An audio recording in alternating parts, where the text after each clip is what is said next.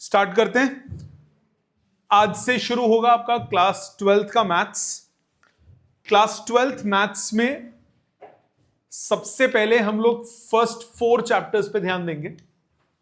First 4 chapters में order करने का थोड़ा सा डिफरेंट रहेगा। पहले 3 और 4 होंगे, फिर 1 और 2 करेंगे। कौन कौन से हैं ये? सबसे पहले हम लोग करेंगे मैट्रिसेस एंड डिटरमिनेंट्स, ज्यादातर स्कूल्स में क्योंकि यही कराते हैं। 3rd और 4th हम जो चैप्टर करेंगे वो होगा 1st और 2nd, मतलब रिलेशंस एंड फंक्शंस और इनवर्स ट्रिग्नोमेट्रिक फंक्शंस, वो दोनों एक से रिलेटेड है। दूसरी बात, रिलेशन फंक्शन कराने के लिए मुझे 11th का दोबारा कराना पड़ेगा पूरा, उसके बाद ही 12th का कुछ भी होगा रिलेशन फंक्शन में। इनवर्स ट्रिग्नोमेट्री कराने के लिए मुझे सबसे पहले ट्रिग्नोमेट्रिक ग्राफ्स दोबारा कराने पड़ेंगे, जो आपके 11th के काफी स्कूल के सिलेबस में नहीं होते थे। तो पहले हमें ट्रिग्नोमेट्रिक ग्राफ्स करने पड़ेंगे, फिर हम आईटीएफ के इनवर्स ट्रिग्नोमेट्री के ग्राफ्स पे चलेंगे। रिगार्डिंग बुक्स, आपको बुक कोई भी परचेज नहीं करनी है। मैथ्स की भी, मैथ्स की कोई किताब नहीं लेनी। जितना भी स्टडी मटेरियल होगा, जितने भी क्वेश्चंस प्रैक्टिस होंगे, वो सब मैं दूंगा, प्लस आपको एनसीईआरटी चाहिए, दैट्स इट। मेरी किताब को भी पूरा कर लोगे तो वारे न्यारे हो जाएंगे। बहुत ज्यादा क्वेश्चंस हैं, बहुत ज्यादा है। मैट्रिक्स मल्टीप्लिकेशन जैसे एक एक्सरसाइज आएगी आगे, वो सेकंड एक्सरसाइज है, उसमें एडिशन, सब्ट्रैक्शन, मल्टीप्लिकेशन तीनों हैं। मल्टीप्लिकेशन के ही अकेले 90 क्वेश्चन है असाइनमेंट में, बट वैरायटी बहुत है। हर तरह का आपको क्वेश्चन मिलेगा, हर लेवल का क्वेश्चन मिलेगा, तोड़ू से तोड़ू और इजी से इजी, हर टाइप का क्वेश्चन आपको मिलेगा। सो स्टार्ट करते हैं हम मैट्रिसेस से। इजी चैप्टर है, मुश्किल नहीं है, बस आपको थोड़ा ध्यान देना है इसमें, और साथ साथ होमवर्क डेली बेसिस पे। अगर आप मैथ्स का होमवर्क करोगे, मैथ्स का होमवर्क हर क्लास में मिलेगा, कभी ज्यादा कभी कम, कभी खुशी कभी गम, होमवर्क ज्यादा मिलेगा। जितना आप प्रैक्टिस करोगे मैथ्स की, उतनी मैथ्स स्ट्रांग होगी, क्योंकि मैथ्स में सिर्फ स्ट्रांग से काम नहीं चलता, स्पीड भी मैटर करती है, और वो बहुत ज्यादा मैटर करती है।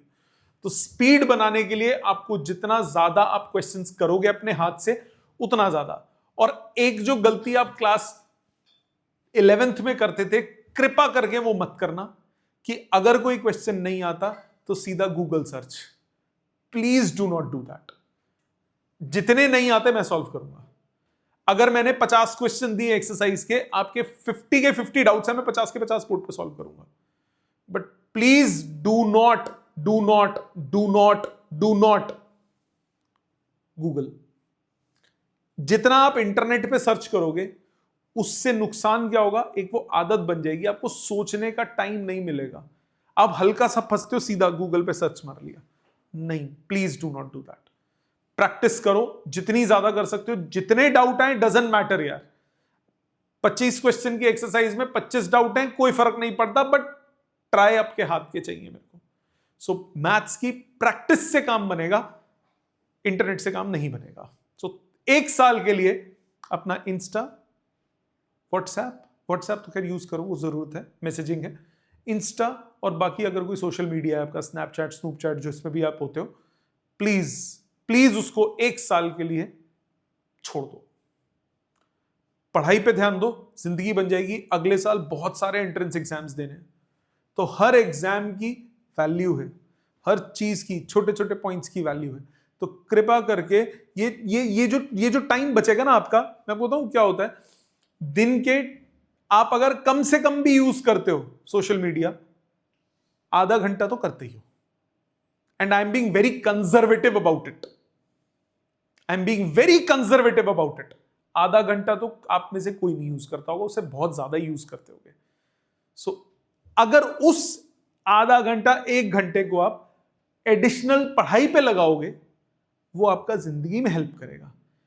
इसको चाहे डी एडिक्शन बोल लो, आदत डालो, घर जाओ, फोन को फेंक दो साइड में। आप कभी नोटिस करना, कभी आप मेरे को रात को फोन करना, मैं नहीं उठाऊंगा, सॉरी। क्यों? मेरा फोन ऑफ हो जाता है, मैं घर पहुंचता हूं सीधा ऑफ। क्योंकि दिन में, अभी तो जब सारे बैचेस शुरू हो जाएंगे तो दिन में 12 से 13 घंटे स्क्रीन टाइम मेरा होता है। उसके बाद भी अगर मैं फोन के टुनटुने में घुसा रहा हूं तो काम हो जाएगा। तो आपको भी मैं यही कह रहा हूं, आपके लिए जरूरी आपकी बुक्स हैं, आपके लिए जरूरी आपकी रिटन प्रैक्टिस है। जितना आप इंटरनेट पे, सोशल मीडिया पे रहोगे, उतना वो टाइम वेस्टेज है और ये एक एडिक्शन है जो कि आपको आने वाले टाइम में बहुत भयानक तरीके से हैम्पर करेगी। तो please please, it's my humble request कि आप अपनी क्लास 11th में, क्लास 12th की स्टार्टिंग से ही आदत बनाओ कि सोशल मीडिया को परा कर दो, साइड कर दो, सोशल मीडिया को साइड कर दो। ठीक है, समझ में आई बात? सो अब हम शुरू करते हैं हमारी क्लास 12th का काम। क्लास 12th में मैंने बोला सबसे पहले जो हम चैप्टर कर रहे हैं वो चैप्टर का नाम है मैट्रिसेस। मैट्रिसेस होता क्या है? मैट्रिसेस होता है अरेंजमेंट। किसका अरेंजमेंट? रो और कॉलम का अरेंजमेंट। किसी भी डाटा को रो वाइज और कॉलम वाइज अरेंज करना है, उस अरेंजमेंट को हम क्या बोलते हैं? मैट्रिक्स। जैसे फॉर एग्जाम्पल मेरी एक मार्केटिंग कंपनी है, एक एग्जाम्पल लेता हूं, मेरी एक मार्केटिंग कंपनी है और मेरे पास 3 एम्प्लॉइज हैं, employee 1, employee 2, employee 3। Marketing company है, मेरे पास लेट्स सपोज शैम्पू, तेल और साबुन बेचते हैं वो तीनों। ठीक है, सो शाम को आया पहला बंदा आया, मैंने 3 शैम्पू बेचे, 4 ये बेचे, 3 ये बेचे। दूसरा आया, मैंने 3 ये बेचे, 4 ये बेचे, 5 ये बेचे। तीसरा आया, मैंने ये एक भी नहीं बेचा, ये एक बेचा, ये 5 बेचे। ठीक है, मैं कैसे लिखूंगा उस डाटा को? उस डाटा को अरेंज करने की टेक्निक क्या कहलाती है? मैट्रिक्स। ठीक है, ये बहुत सिंपल एग्जांपल ले रहा हूं, अभी मैं फिजिक्स में नहीं घुस रहा इसकी, which is very big thing, अभी उस पर नहीं जाऊंगा। तो मैट्रिक्स क्या है? Arrangement of data. अब वो अरेंजमेंट कैसे करना बेटर रहेगा कि मैं एक कॉपी लेके बैठ जाऊं, सेल्समैन वन, हाँ भाई राम तो आ गया, राम इसने ये इतने बेचे, इसने ये इतने बेचे, इतने ये इतने बेचे, फिर दूसरे ने इतने बेचे, इतने बेचे, इतने बेचे, ये पूरा लिख लूं। वो इंफॉर्मेटिव डाटा नहीं है। इंफॉर्मेटिव डाटा कैसा होगा? मैंने बोला सेल्समैन 1, सेल्समैन 2, सेल्समैन 3, इसके पास प्रोडक्ट 1, प्रोडक्ट 2, प्रोडक्ट 3। सेल्समैन 1 ने 4 ये बेचे, 3 ये बेचे, 1 ये बेचा। सेल्समैन 2 ने 5 ये बेचे, 2 ये बेचा, ये 1 भी नहीं बिका। इसने ये 2 बेचे, ये 1 बेचा, ये 1 भी नहीं बिका। ये अरेंजमेंट हो गया। अब इससे मेरा डिसीजन मेकिंग इजी हो जाएगी। क्यों? मैं देख सकता हूं कि प्रोडक्ट 3 बिक ही नहीं रहा, तो मैं उसकी इन्वेंट्री कम रख लूंगा। डाटा यूजफुल हुआ मेरे लिए। मैं ये देख सकता हूं कि ये तो काम ही नहीं कर रहा, सैलरी कट करो इसकी, इसकी जगह दूसरा बंदा देखो, ये मेरा स्टार है, ज्यादा बेच रहा है, या ये मेरा स्टार है, डिपेंड्स कि कैसा डाटा है। तो इंफॉर्मेशन अगर आप एक प्रॉपर अरेंजमेंट में रखोगे, प्रॉपरली उसको प्रेजेंट करोगे, तो वो आपको आउटपुट इजीली निकाल के देगी, अच्छा आउटपुट निकाल के देगी। That representation is matrix. Matrix को रिप्रेजेंट कैसे करते हैं? मैट्रिक्स को रिप्रेजेंट करते हैं ऐसे, स्क्वायर ब्रैकेट के अंदर ये होती है रोज और ये है कॉलम्स। या तो स्क्वायर ब्रैकेट लगाओ या फिर ऐसे कर्व ब्रैकेट लगाओ, आपकी चॉइस है। ठीक, तो मैट्रिक्स को रिप्रेजेंट कैसे करते हैं? ईदर बाय स्क्वायर मैट्रिक्स और बाय कर्व ब्रैकेट्स। इसमें होती है रोज और इसमें कौन होते हैं? कॉलम्स।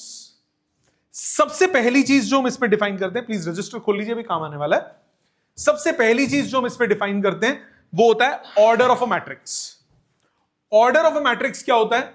ऑर्डर ऑफ मैट्रिक्स होता है number of rows cross number of columns. Multiply नहीं करना, number of rows cross number of columns. जैसे सपोज करो मैंने बोला कि मेरे पास एक ए मैट्रिक्स है, 2 4 3 1 -1 0। ये एक ए मैट्रिक्स है। अब इसके बताओ कितने रोज हैं? 2 रोज। कितने कॉलम्स हैं? 3 कॉलम्स। तो इसका 2 क्रॉस 3, ये क्या हो जाएगा? ये हो जाएगा ऑर्डर ऑफ मैट्रिक्स। मल्टीप्लाई नहीं करना, क्रॉस की फॉर्म में लिखना है।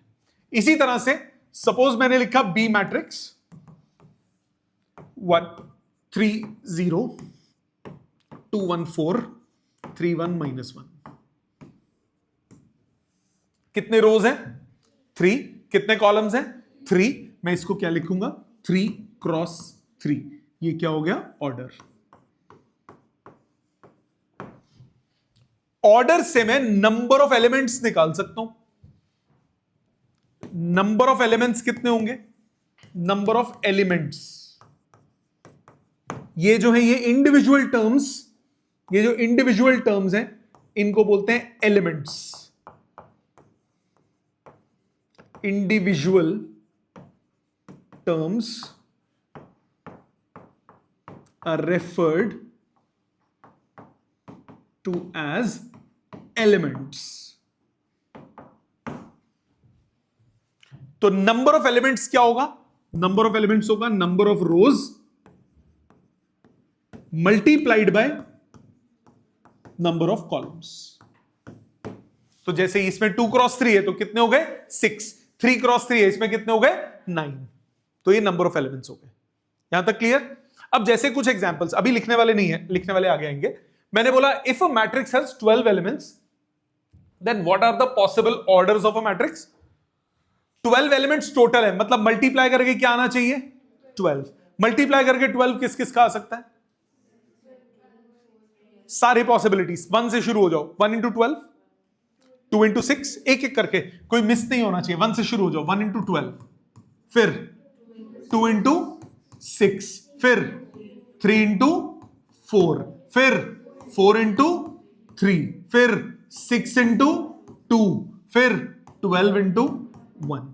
तो ये 6 पॉसिबल मैट्रिक्स बन गए। ठीक है? अगला, if a matrix has 5 elements, possible orders कितने होंगे? 1 इंटू 5 और 5 इंटू 1। ये 2 पॉसिबल है। Easy, no problem, sure. ये पहला हलवा टाइप का फुद्दू क्वेश्चन है, नहीं आएगा। अगला, एलिमेंट्स को रिप्रेजेंट कैसे करते हो? एलिमेंट्स को कैसे रिप्रेजेंट करते हो? ए आई जे, ये कोई एलिमेंट है। इसमें आई क्या होता है? Row number. जे क्या होता है? Column number. मतलब फॉर एग्जाम्पल, प्लीज ध्यान देना, एक ए मैट्रिक्स है जिसके 2 रोज हैं और 3 कॉलम्स हैं। There are 2 rows and 3 columns. Row 1, row 2, column 1, column 2, column 3।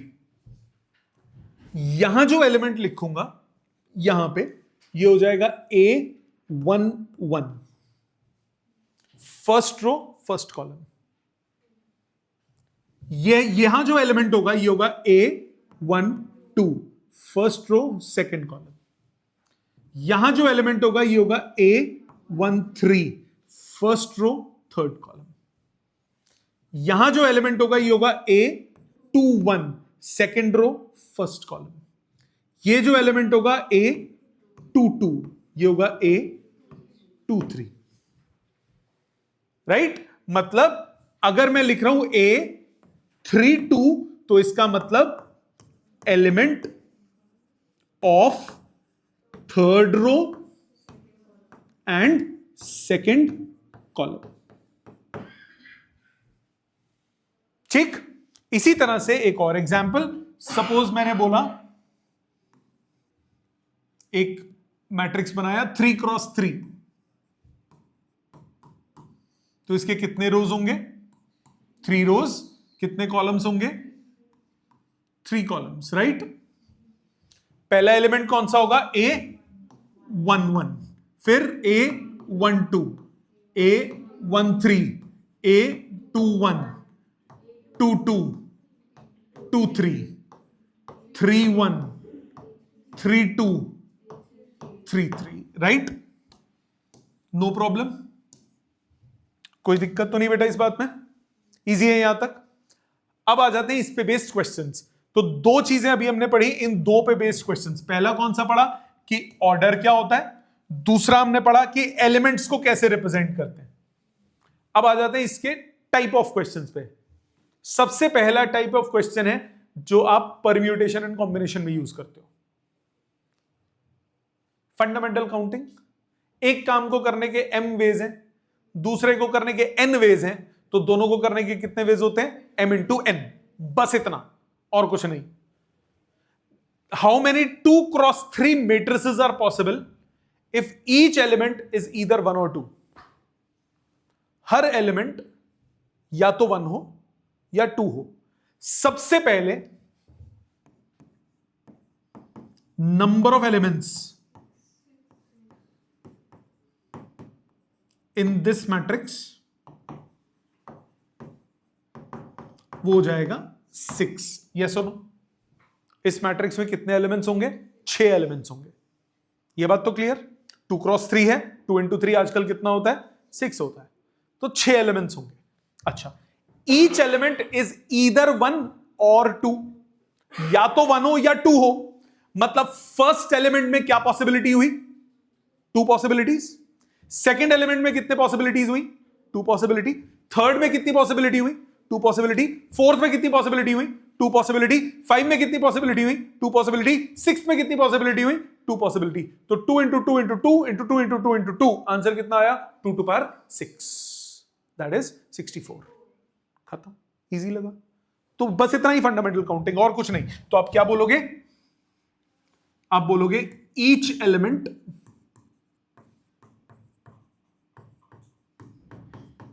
Can be field in 2 ways. Therefore,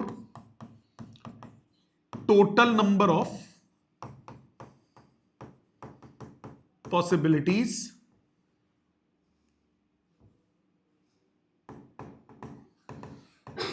वो गई 2 इंटू 2 इंटू 2 6 टाइम्स, ये आ गया 2 to power 6, that is 64।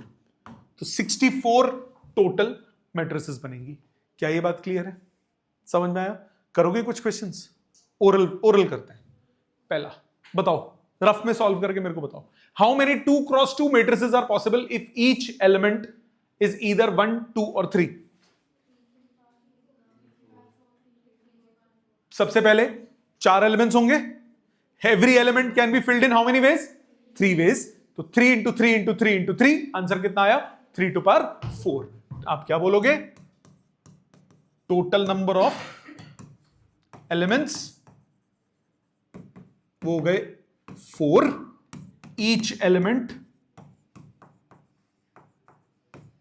Can be filled in 3 ways. Therefore total कितना हुआ?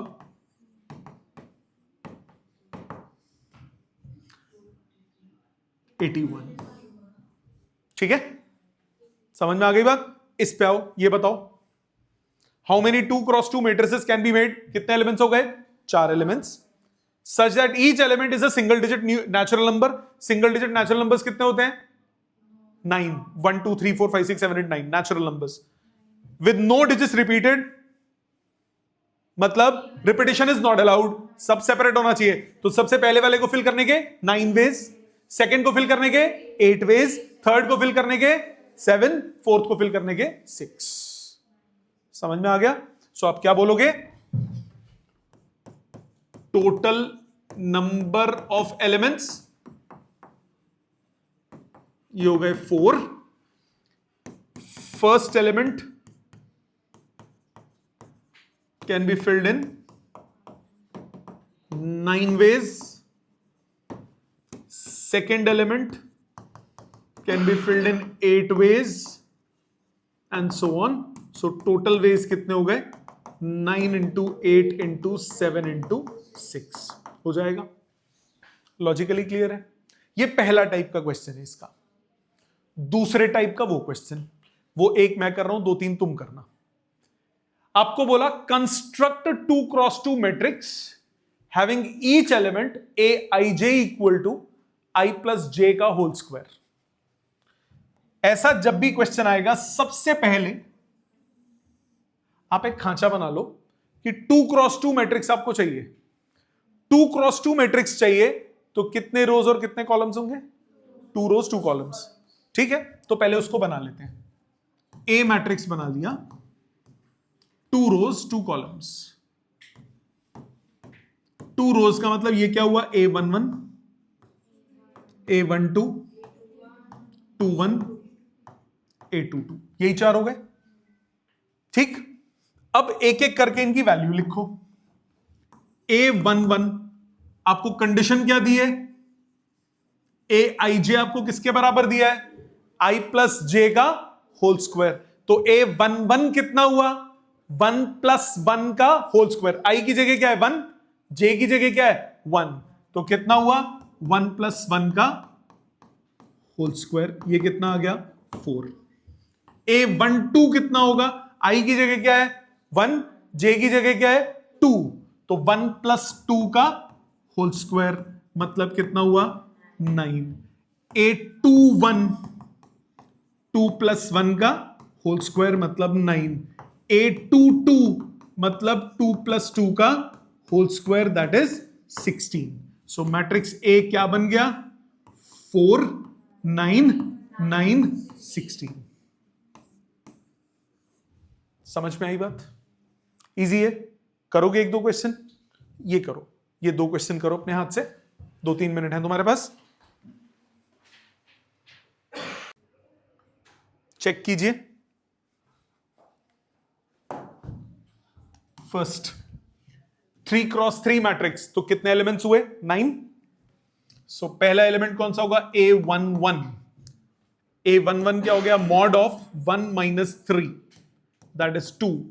दूसरा हुआ A12, mod of 1 minus 6, कितना हुआ? 5।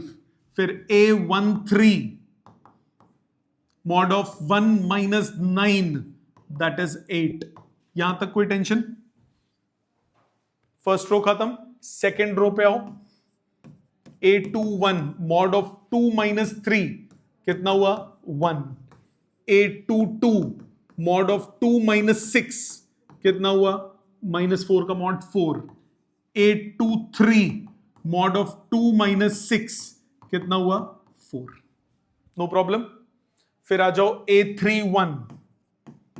A31 mod of 3 minus 3, that is 0। A32 mod of 3 minus 6, यह आ गया 3। A33 mod of 3 minus 9, that is 6। Clear? तो मैट्रिक्स क्या बनेगी? मैट्रिक्स बन गई आपकी 2 5 8 1 4 4 0 3 6, और यहां ऑर्डर लिख दो। ठीक है, हो गया सबका? ये सेकंड वाला चेक कीजिए। Construct 2x3 matrix such that Aij is e to the power ix cos jx। 2x3 तो कितने रोज? 2 रोज। और कितने कॉलम्स? 3 कॉलम्स। तो 2 रोज A11, 3 कॉलम्स है, तो A12 A13 ये फर्स्ट रो, A21 A22 और A23। There are 2 rows and 3 columns. अब इसके बाद वैल्यू डालते जाओ। I की जगह 1, J की जगह 1, e to power x cos x। I की जगह 1, J की जगह 2, e to power x cos 2x। I की जगह 1, J की जगह 3, e to power x cos 3x।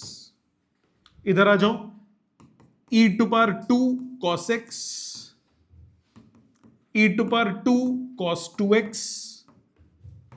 e to power 2x, sorry e to power, एक मिनट, हाँ 2x में x मिस कर दिया। 2x 2x 2x cos 3x। सो ये मैट्रिक्स क्या बनेगी? e to power x cos x, e to power x cos 2x, e to power x cos 3x। इधर e to the power 2x cos x, e to the power 2x cos 2x, e to the power 2x cos 3x। Right जी? कहां पे बेटा? 2 3, yes, 2 minus 9 7।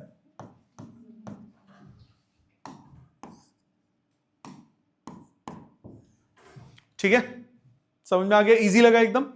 और देखते हैं, आ जाओ heading डालो, अब ये जरूरत पड़ेगी, हेडिंग डालिए।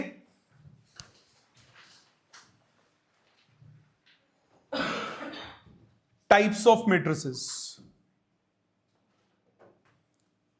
कौन कौन से टाइप के मैट्रिक्स होते हैं? Number 1 row matrix. Number 1 row matrix. Row matrix कौन सा होगा? ऐसा मैट्रिक्स जिसमें, पहले समझो 2-3 फिर एक साथ लिखेंगे। सबसे पहले रो मैट्रिक्स कौन सा होगा? ऐसा मैट्रिक्स जिसमें सिर्फ एक रो हो, कितने भी कॉलम्स हो सकते हैं। तो एक मैट्रिक्स जिसमें सिर्फ एक रो हो, नंबर ऑफ कॉलम्स कितने भी हो, 2 3 4 5 जो भी हो चलेगा, बट ओनली वन रो, उसको हम क्या बोलते हैं? Row matrix. दूसरा होता है कॉलम मैट्रिक्स। कॉलम मैट्रिक्स कौन सा होता है? जिसमें सिर्फ एक कॉलम हो, नंबर ऑफ रोज कितने भी हो सकते हैं, that doesn't matter, but column सिर्फ एक होना चाहिए। ठीक है। तीसरा नल मैट्रिक्स। नल मैट्रिक्स कौन सा होता है? ऐसा मैट्रिक्स जिसके सारे एलिमेंट जीरो हो, whatever is the order doesn't matter, सारे एलिमेंट जीरो हो, वो क्या होता है? Null matrix. So if each element of a matrix is equal to zero irrespective of the order, then the matrix is called null matrix. For example, आपके पास इस तरह से 0 0 0 0 हो जाए, सिर्फ 0 0 हो जाए, 0 0 हो जाए, सिर्फ 0 हो जाए, ये 1 क्रॉस 1 मैट्रिक्स होगा। ऑर्डर कुछ भी हो, डजंट मैटर, अगर सारे एलिमेंट 0 हैं तो वो क्या कहलाता है? Null matrix. रो मैट्रिक्स कौन सा होगा? जिसमें सिर्फ एक रो हो, कितने भी कॉलम्स हो सकते हैं। तो एग्जाम्पल 1 2, इसका ऑर्डर क्या होगा? 1 क्रॉस 2। और एग्जाम्पल 1 0 1, इसका ऑर्डर क्या होगा? 1 क्रॉस 3 एंड सो ऑन, कितने भी हो सकते हैं। तो इसका ऑर्डर का जनरल फॉर्म क्या होगी? 1 cross n, only one row, any number of columns. ठीक है। कॉलम मैट्रिक्स कौन सा होगा? जिसमें कितने भी कॉलम्स हो, बट रो कितनी होनी चाहिए? Only one. तो इसका ऑर्डर किस फॉर्म में होगा? n cross 1। फॉर एग्जाम्पल, कितने भी रोज हो, एक ही कॉलम होना चाहिए, कितने भी रोज हो, ओनली वन कॉलम। 2 1 3, सो 3 क्रॉस 1। इसी तरह से 1 2 2 क्रॉस 1, कितने भी एग्जाम्पल्स हो सकते हैं। रेक्टेंगुलर मैट्रिक्स कौन सा होता है? रेक्टेंगुलर मैट्रिक्स वो होगा जिसमें नंबर ऑफ रोज बराबर नहीं होंगे नंबर ऑफ कॉलम से, उसको क्या बोलेंगे? Rectangular matrix. Number of rows is not equal to number of columns. जैसे फॉर एग्जाम्पल, आपके पास बनाया 2 1 3 4 1 2, क्या बन गया? 2 क्रॉस 3, 3 1 4 2 6 8, 3 क्रॉस 2, 1 2 1, 1 क्रॉस 3, ये सब क्या हो गए? Rectangular matrix. पहले 4 क्लियर। पहला कौन सा? Null matrix. नल मैट्रिक्स कौन सा होता है? जिसमें सारे एलिमेंट 0 हो इररिस्पेक्टिव ऑफ ऑर्डर, वो क्या होगा? Null matrix. दूसरा रो मैट्रिक्स, जिसमें सिर्फ एक रो हो, कितने भी कॉलम्स हो सकते हैं, उसको क्या बोलते हैं? Row matrix. तीसरा कॉलम मैट्रिक्स, जिसमें कितने भी रोज हो, एक कॉलम होना चाहिए, उसको क्या बोलते हैं? Column matrix. जिसमें नंबर ऑफ रोज बराबर नहीं है नंबर ऑफ कॉलम्स के, वो क्या कहलाता है? Rectangular matrix. जिसमें नंबर ऑफ रोज बराबर हो जाए नंबर ऑफ कॉलम्स के, उसको बोलेंगे स्क्वायर मैट्रिक्स। जिसमें नंबर ऑफ रोज इक्वल हो जाए नंबर ऑफ कॉलम्स के, उसको हम क्या नाम देंगे? Square matrix. जैसे फॉर एग्जाम्पल, सिर्फ 1 लिखा है, it is 1 cross 1, only one row and one column. और एग्जाम्पल मैंने लिखा 2 3 4 0, 2 क्रॉस 2, ये भी स्क्वायर मैट्रिक्स होगा। मैंने लिखा 1 2 3 4 -1 0 1 3 4, ये भी 3 क्रॉस 3 मैट्रिक्स है। ठीक है। इसको वर्ड्स में रिप्रेजेंट करने का एक स्पेशल तरीका होता है स्क्वायर मैट्रिक्स को। कौन सा तरीका होता है? उसको हम बोलते हैं, मैंने बोला स्क्वायर मैट्रिक्स ऑफ ऑर्डर 2, इसका मतलब हुआ 2 क्रॉस 2।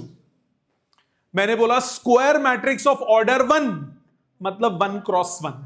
मैंने बोला स्क्वायर मैट्रिक्स ऑफ ऑर्डर 3, तो वो होगा 3 क्रॉस 3। मुझे बोलना पड़ेगा स्क्वायर मैट्रिक्स, मैं ये नहीं बोल सकता matrix of order 3, statement is not correct. Square matrix of order 3, statement is correct. ठीक है, तो पहला कौन सा 5 हो गए, पहला कौन सा था नल मैट्रिक्स। नल मैट्रिक्स कौन सा होता है, ऐसा मैट्रिक्स जिसमें सारे एलिमेंट्स क्या हो 0। दूसरा कौन सा रो मैट्रिक्स जिसमें सिर्फ एक रो कितने भी कॉलम। तीसरा कॉलम मैट्रिक्स जिसमें सिर्फ एक कॉलम कितने भी रोज।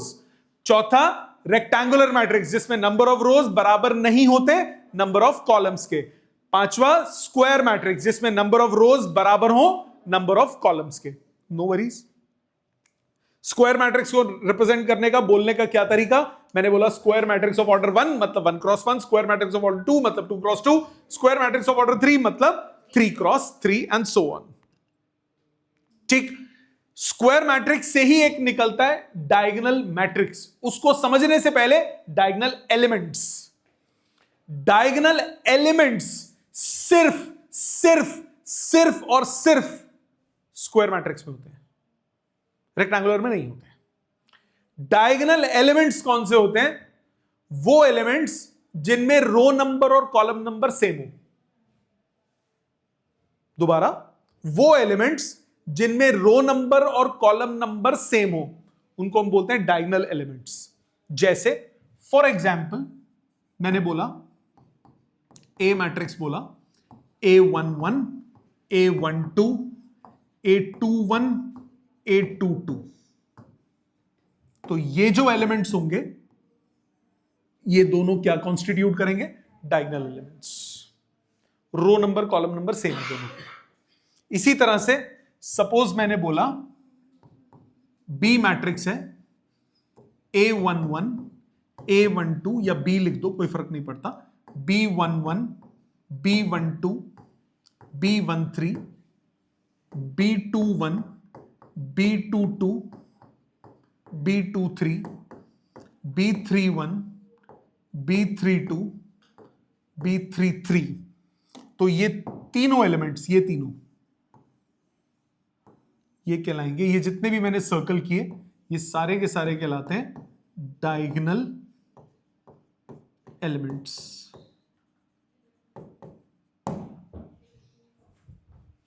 ठीक है, ये क्या कहलाते हैं, डायगोनल एलिमेंट्स। और इनको कलेक्टिवली हम क्या नाम देते हैं, प्रिंसिपल डायगोनल। प्रिंसिपल डायगोनल, तो ये मत सोचना डायगोनल ऐसे और ऐसे दो डायगोनल बन गए ना, इसमें एक ही होता है, दो नहीं होते, सिर्फ एक होता है, और इसको हम क्या नाम देते हैं, प्रिंसिपल डायगोनल। और ये सिर्फ स्क्वायर मैट्रिक्स में डिफाइंड है। भले ही रेक्टेंगुलर मैट्रिक्स में भी ऐसे एलिमेंट्स होंगे जिनमें row number column number same हो, रेक्टेंगुलर मैट्रिक्स में भी ऐसे एलिमेंट्स होंगे जिनमें row number column number same हो, बट उसको हम डायगोनल नहीं बोलेंगे। जैसे फॉर एग्जांपल मैंने बोला ए मैट्रिक्स है A11 A12 A13 A21 A22 A23, ये दो एलिमेंट्स हैं, but it is not diagonal because diagonal is defined in square only. Diagonal सिर्फ आप स्क्वायर मैट्रिक्स में डिफाइन करते हो। रेक्टेंगुलर में भले ही ऐसे एलिमेंट्स हैं जिनमें row number column number same है, बट उनको डायगोनल नहीं बोलेंगे, नहीं बोलेंगे। क्या ये बात समझ में आती है? पक्का एक बार दोबारा डिस्कस करें यहां तक, अभी आगे आ रहा है, अभी यहां तक डिस्कस करें। पहला क्या बोला, बोलो नल मैट्रिक्स। लिखने से अच्छा है ऐसे याद हो जाए, नल मैट्रिक्स। नल मैट्रिक्स क्योंकि संडे टेस्ट भी है ना, फिर हाँ संडे टेस्ट भी होगा, ये सब आएगा, छोटे छोटे शॉर्ट टेस्ट होगा इस बार संडे को, क्योंकि टॉपिक एक ही एक्सरसाइज हो पाएगी, तो बहुत शॉर्ट टेस्ट होगा, मजा आएगा, तो उसको करेंगे। आपके सबके फुल आएंगे पहले टेस्ट में, अगले में थोड़ा मजा ज्यादा आएगा। 30 क्वेश्चन दूंगा 30 नंबर के, सीधी सी बात। आ जाते हैं इसको, क्या बोला मैंने, सबसे पहला नल मैट्रिक्स या फिर जीरो मैट्रिक्स। नल मैट्रिक्स या जीरो मैट्रिक्स कौन सा होता है, ऐसा मैट्रिक्स जिसके सारे एलिमेंट जीरो हो इररिस्पेक्टिव ऑफ द ऑर्डर। सारे एलिमेंट जिसके 0 हो उसको क्या बोलते हैं? Null matrix. Number 2 row matrix, जिसमें सिर्फ एक रो हो irrespective of number of columns. तीसरा कॉलम मैट्रिक्स, जिसमें सिर्फ एक कॉलम हो इररिस्पेक्टिव ऑफ रोज। चौथा रेक्टेंगुलर मैट्रिक्स, जिसमें number of rows not equal to number of columns. पांचवा स्क्वायर मैट्रिक्स, जिसमें number of rows equal to number of columns. Rectangular matrix में हम डिफाइन करते हैं पहला diagonal elements. Diagonal elements are the elements in square matrix. Diagonal elements are the elements in square matrix for which row number is equal to column number. Row number is equal to column number. वो elements क्या होते हैं? Diagonal elements. वो क्या constitute करते हैं? उसको क्या बोलते हैं? Principal diagonal. Principal diagonal is only defined in square matrix, not in rectangle. इसी से हमारा छठा बनता है, उसको हम नाम देते हैं diagonal matrix. डायगोनल मैट्रिक्स वो मैट्रिक्स है जिसमें नॉन डायगोनल एलिमेंट 0 हो। सिर्फ डायगोनल एलिमेंट्स होने चाहिए, बाकी सब क्या होने चाहिए? 0। ठीक है, उसको हम क्या नाम देते हैं? Diagonal matrix. जैसे ये 2 3, बाकी सब 0 हो गए। ये है ना प्रिंसिपल डायगोनल, ये है ना डायगोनल, ये होना चाहिए, ये होना चाहिए, बाकी इसको छोड़ के सब 0 होना चाहिए। हां, ऐसा भी हो सकता है कि ये भी कुछ 0 हो, बट हमारे पास, मैंने क्या बोला, इसको छोड़ के बाकी सब 0। ये 0 हो ना हो अपने को फर्क नहीं पड़ता, बट बाकी सब इसको क्या चाहिए? 0। इसको हम क्या बोलेंगे? इसको हम लिखने का एक तरीका है, इसको लिखते हैं DIAG, डायग 2 3, ऐसे भी लिख सकते हो। डायग 2 3 मतलब पहले 2 एलिमेंट्स हैं, तो मतलब ये कौन सा मैट्रिक्स हो गया? 2 क्रॉस 2, क्योंकि it is only defined for square matrix. और वो दोनों डायगोनल एलिमेंट्स कौन से हैं? 2 और 3। और नॉन डायगोनल क्या हो गए? 0। इसको कैसे लिखेंगे? डायग DIAG 3 4 5। तीसरे को क्या लिखेंगे? DIAG डायग 3 0 0। आई बात समझ? ठीक। डायगोनल मैट्रिक्स का टाइप होता है, उसको बोलते हैं स्केलर। अब सोचो, स्क्वायर मैट्रिक्स पढ़ा? स्क्वायर मैट्रिक्स का टाइप है कौन सा? डायगोनल। डायगोनल का टाइप कौन है? स्केलर।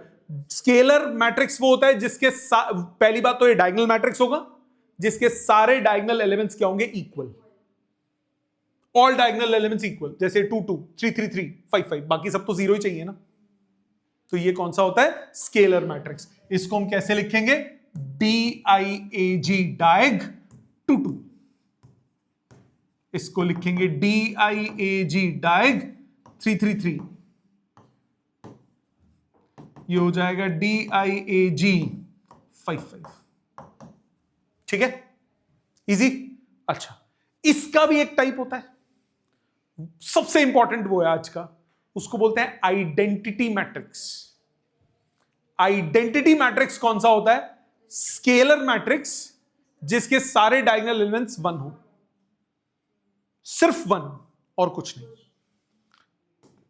डायगोनल मैट्रिक्स जिसके सारे के सारे स्केलर मैट्रिक्स जिसके सारे डायगोनल एलिमेंट्स किसके बराबर हो? 1 के। तो आइडेंटिटी मैट्रिक्स ऑफ ऑर्डर 1, इसको हम लिखते हैं I1। ये हो जाएगा 1, बाकी सब तो है ही नहीं इसमें कुछ। आइडेंटिटी मैट्रिक्स ऑफ ऑर्डर 2 1 1, बाकी दोनों क्या हो गए? 0। आइडेंटिटी मैट्रिक्स ऑफ ऑर्डर 3 1 1 1, बाकी सब क्या हो गए? 0। इसका काम क्या आएगा? आगे जाके काम आएगा। नॉर्मल अलजेब्रा में 1 जो काम करता है, मैट्रिसेस में वो I करता है। नॉर्मल अलजेब्रा में अगर आप किसी को भी 1 से मल्टीप्लाई करते हो तो वही वापस आता है, राइट? मैट्रिसेस में किसी भी मैट्रिक्स को I से मल्टीप्लाई करते हो तो वही मैट्रिक्स आती है।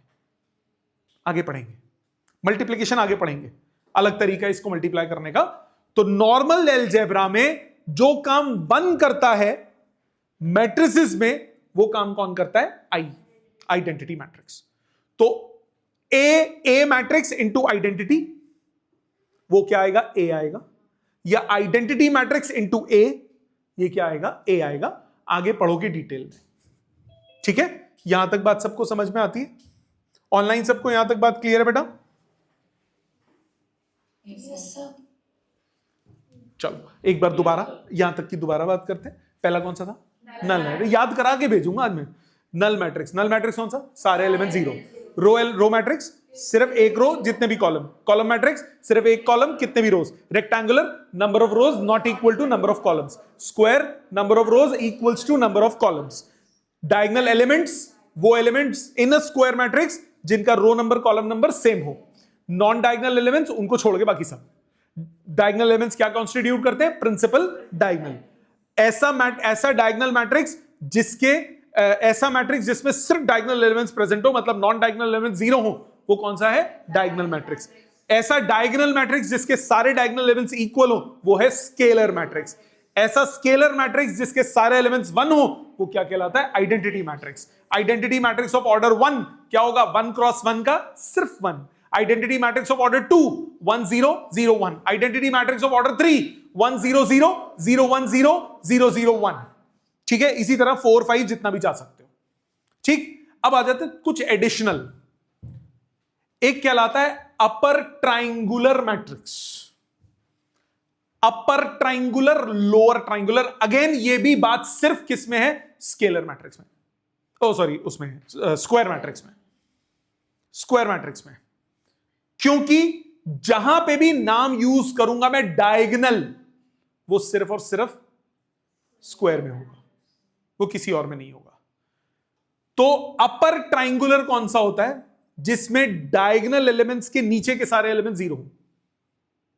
लोअर ट्राइंगुलर कौन सा होगा? जिसमें डायगोनल के ऊपर के सारे एलिमेंट्स क्या हो? जीरो। इनको बोलते हैं अपर ट्राइंगुलर और लोअर ट्राइंगुलर। अपर ट्राइंगुलर कौन सा? Square matrix in which each element below the principal diagonal वो क्या हो जाए? जीरो। For example 2 3 4 0 1 2 0 0 5।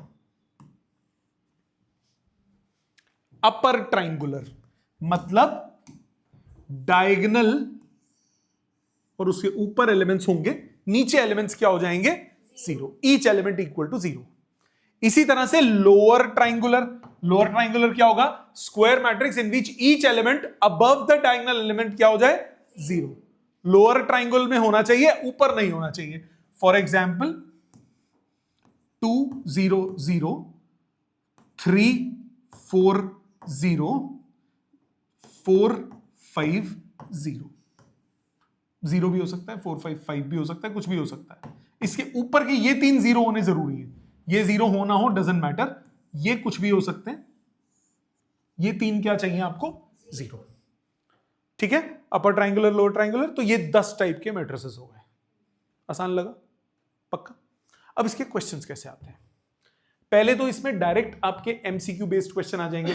आपको एक मैट्रिक्स दे देगा, 4 ऑप्शन दे देगा, बताओ ये कौन सी? स्क्वायर है, रेक्टेंगुलर है, ट्रायंगल है। ये सब इस टाइप के हलवा क्वेश्चन, 1 नंबर के टुक्के टुक्के मारने वाले।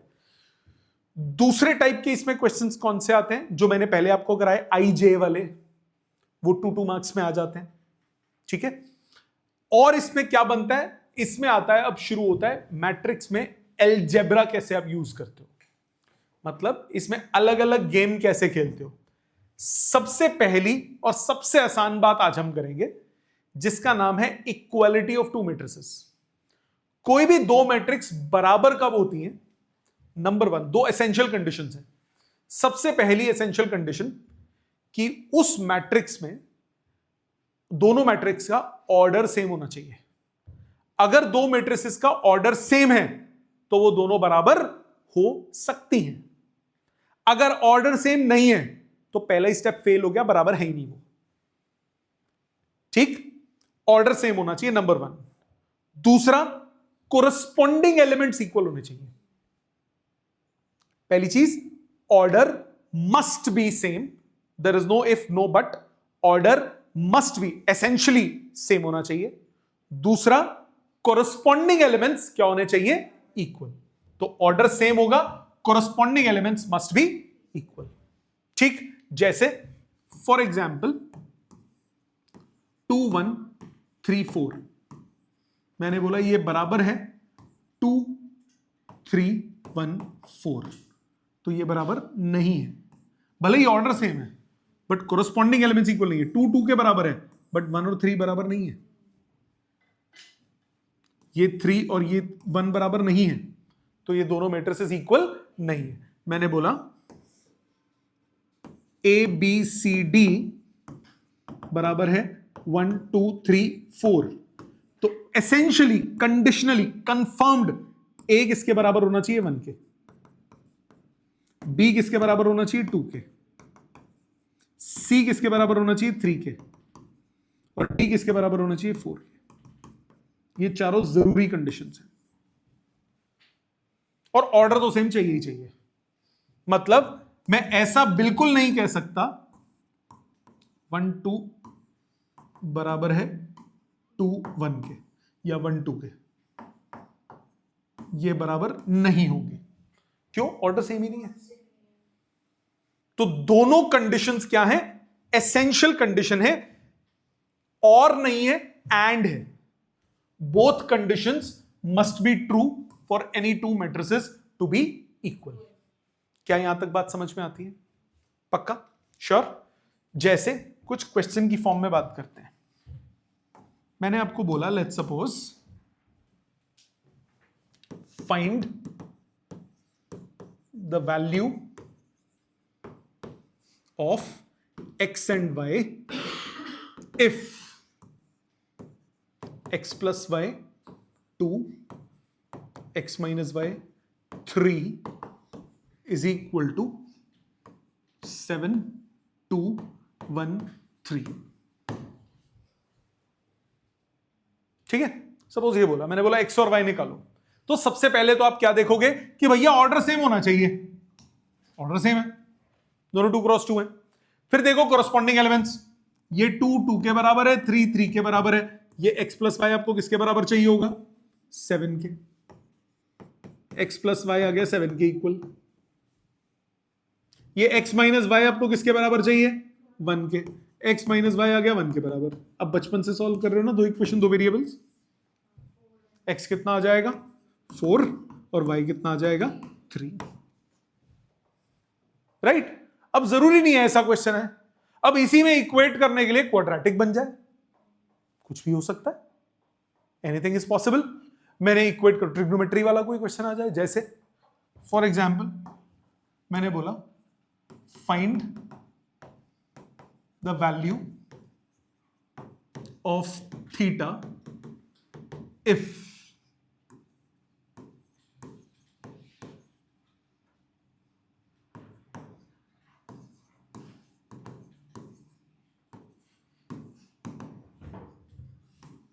थीटा बोला है 0 से 90 के बीच में, फर्स्ट क्वाड्रेंट में।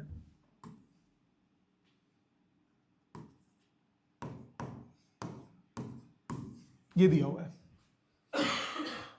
सिंपली क्या करोगे? इक्वेट करो। सबसे पहले ये 1 और 1 बराबर है, ये 2 और 2 बराबर है। अब क्या करोगे? 2 cos थीटा किसके बराबर हुआ? मतलब cos थीटा किसके बराबर हुआ? थीटा किसके बराबर हो गया? 0 डिग्री। इसी तरह से दूसरे से भी चेक करो। 2 sin थीटा किसके बराबर हुआ? sin थीटा किसके बराबर हुआ? मतलब थीटा यहां से भी क्या आया? 0 डिग्री। राइट? ऐसा भी हो सकता है कि ऊपर से 2 आंसर आ रहे हो, नीचे से 1 आंसर आ रहा हो, पर वही लोग हैं जो दोनों को सेटिस्फाई कर रहा हो। ठीक है? अगर 2 आंसर्स आ रहे हैं, इसीलिए सबका निकालना जरूरी है। सिर्फ एक निकालने से काम नहीं होगा, सबको निकालना जरूरी है। तो आप क्या करोगे? दोनों 2 आ रहे हो तो दोनों निकालोगे। एक और एग्जांपल देखते हैं। जैसे सपोज मैंने बोला x² 3x 2x 9 3 -3 -6। अब क्या करोगे? इक्वेट करो। फर्स्ट वाले को फर्स्ट से, आप बोलोगे x² किसके बराबर? 9 के। तो x कितना आया? +-3। यहीं छोड़ दिया, नंबर कट गए। x किसके बराबर होगा? 2x किसके बराबर हुआ? तो x किसके बराबर हुआ? -3। अब तीनों रिजल्ट्स में कॉमन रिजल्ट क्या हुआ? तो इन तीनों से क्या पता लगा? कॉमन रिजल्ट x किसके बराबर हो गया? -3 के। क्या ये क्लियर है? ठीक, समझ में आया? ये थी मैट्रिसेस की फर्स्ट एक्सरसाइज। आसान लगी? क्वेश्चंस करोगे इसके रच के? एक बार फटाफट रिकैप करें। क्या बोला? सबसे पहली चीज क्या बोली थी? नल मैट्रिक्स मत बोलना। सबसे पहली चीज, मैट्रिक्स होता क्या है? रो और कॉलम वाइज अरेंजमेंट। दूसरी चीज क्या बताइए आपको? एलिमेंट को कैसे रिप्रेजेंट करते हैं? ए आई जे। आई जे क्या होता है? आई क्या होता है? Row number. जे के पहला वाला क्या होता है? Row number. दूसरा वाला क्या होता है? Column number. Order of matrix क्या होता है? Number of rows cross number of columns. ठीक है, इसके बाद वही ट्रेन चला दें। नल मैट्रिक्स ऑल एलिमेंट 0, फिर row matrix only 1 row, column matrix only 1 column, rectangular matrix number of rows not equal to number of columns, square matrix number of rows equal to number of columns, फिर diagonal elements. Diagonal elements कौन से होते हैं? Square matrix में जिनमें element row number और column number same हो। Diagonal matrix, non diagonal element 0 होंगे तो वो मैट्रिक्स कौन सी होगी? Diagonal matrix. डायगोनल मैट्रिक्स में अगर सारे एलिमेंट्स इक्वल हो तो वो क्या कहलाता है? Scalar matrix. स्केलर मैट्रिक्स के अगर सारे एलिमेंट्स 1 के बराबर हो तो क्या कहलाता है? Identity matrix. आइडेंटिटी मैट्रिक्स के बाद कौन सा पड़ा? अपर ट्राइंगुलर, जिसमें डायगोनल और उसके ऊपर के एलिमेंट्स हो, नीचे के सारे क्या हो? 0। लोअर ट्राइंगुलर, डायगोनल और उसके नीचे क्या हो? ऊपर वाले क्या हो? 0। सब याद आ गया? इक्वल मैट्रिसेस, मैट्रिक्स दो इक्वल कब होती है? जब उनमें पहला ऑर्डर सेम हो एंड कॉरस्पॉन्डिंग एलिमेंट्स इक्वल हो। ठीक है, समझ में आ गया? होमवर्क सुनो आज का, ज्यादा कभी देता नहीं मैं, थोड़ा सा ही दूंगा।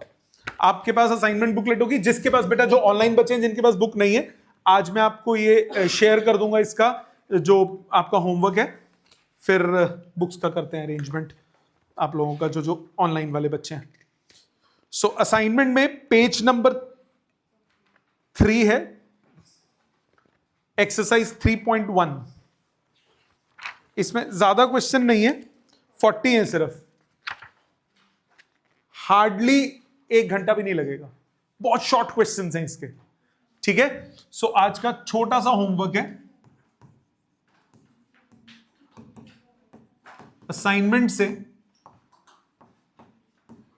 एक्सरसाइज 3.1, ये मुझे कंप्लीट चाहिए बाय नेक्स्ट क्लास। ठीक है, संडे टेस्ट किसका होगा?